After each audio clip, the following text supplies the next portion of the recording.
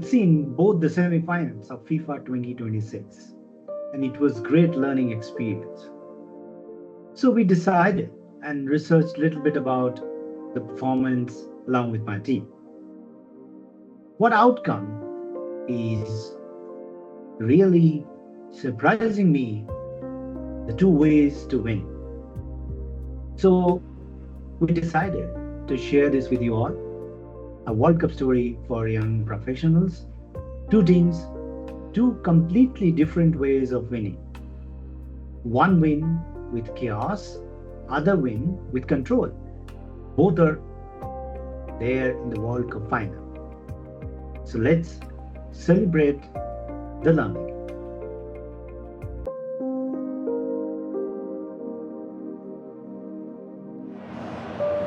Awkward for Dina, Lamal's gone over, penalty! Mikel Oyarzabal strikes first for Spain! Just a glimpse of the World Cup final! Bradley Barcola! Yamal, Olmo, Yamal! Ruiz has steered it wide, that was beautiful football.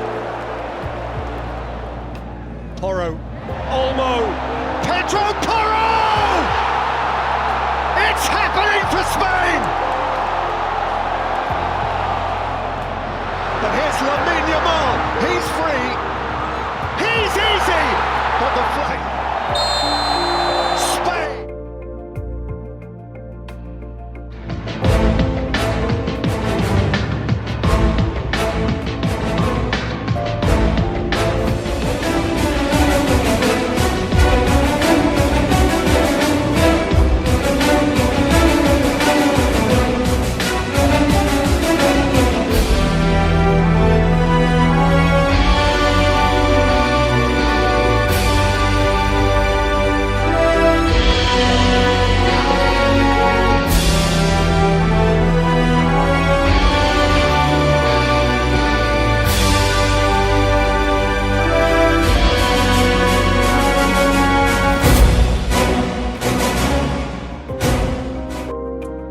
Remember that 85th minute, Argentina is losing again. For the fourth straight knockout game, they're staring down elimination. Then Enzo Fernandez scores from 20 yards out, 2 minutes into stoppage time. Lautaro Martinez heads in the winner. Before the match, Martinez had told his teammates he was going to score out loud, on purpose. Their coach said it best. This team plays its best when we're facing adversity. There was blood in the water and we went for it. Argentina doesn't avoid pressure. They've trained themselves to treat it like home turf. So the lesson one is rehearse your response to chaos before chaos happens. Now let us talk about Spain, the silent machine.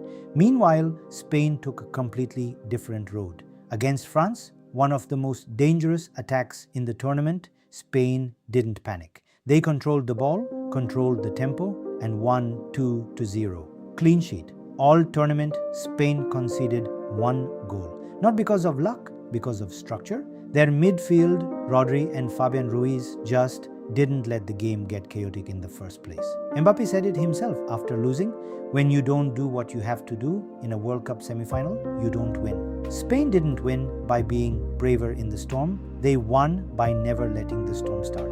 Now, the lesson 2, systems beat heroics. Boring discipline wins quietly. The pivot here is why this matters for you. Here's the thing. Most career advice tells you to pick one style. Be scrappy or be structured, hustle harder or build better systems. But Argentina and Spain just proved something different. Both models work. What kills you is switching mid-crisis. Argentina didn't suddenly play it safe when they went down 1-0. They doubled down on their identity. Spain didn't suddenly go for broke when the game got tense. They trusted their shape. The real skill isn't picking the trendier style. It's knowing your own model and not abandoning it the second things get hard. What is our takeaway? So next time you're in a high-pressure moment, a pitch, a deadline, a leadership call, ask yourself, am I a team player from Argentina or Spain? Do you perform best improvising under fire? Rehearse that. Build pressure drills into your week. Do you perform best with structure and prep? Build that deeper. Don't freestyle when it counts. Either way works. Just don't panic and become a version of yourself you haven't trained. Know your model, trust it under pressure. That's how finals are won, on the pitch and at work. Argentina won with chaos, Spain won with control. Both are in the World Cup final. The lesson isn't which style is better, it's that neither team panicked and switched identities mid-crisis. Know your working style, train it, trust it when the pressure's on.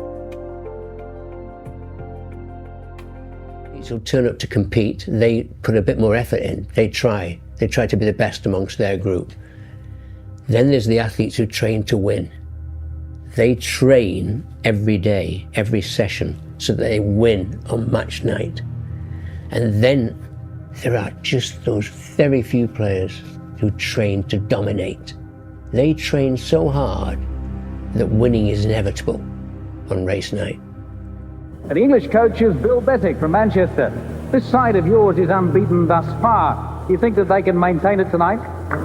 Well, it won't be for want of trying. It's a good record to have, and it's a tough one to maintain, New Zealand in New Zealand, but it's going to be a great game. There, in fact, all of these top four teams have been remarkably close. Were you confident at any stage that you could win it? I think you give it your best shot. It's a bit like Rocky 1, 2 and 3. You go out there, you prepare, and you give it your best shot. And that's what we said today. We had a team meeting. We said we're going to give it our best shot. And my three questions are, what do you want? How badly do you want it? And how much are you willing to suffer? And very often, everything revolves around the first question, what do you want? Because a lot of people are unclear what they want from life. They don't sit down and think through. We are writing our own life story every day, and yet we don't think about it. Who do we want to be? Where do we want to live? What life do we want to lead? When we've finished our life, come to the end of our life and look back, what do we want to say that we've done? So, what do you want is a very powerful question. And then, if an athlete says, I want to be the best, Bill, fine. How badly do you want it? Because you've got to pay a price to be the best. The best pay a big price.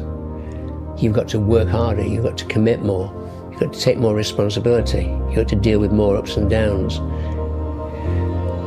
And if we can deal with that question, how much are you willing to suffer? Because I work with gold medal champions, and they suffer every day. They work enormously hard. They sacrifice enormous things in order to get that success.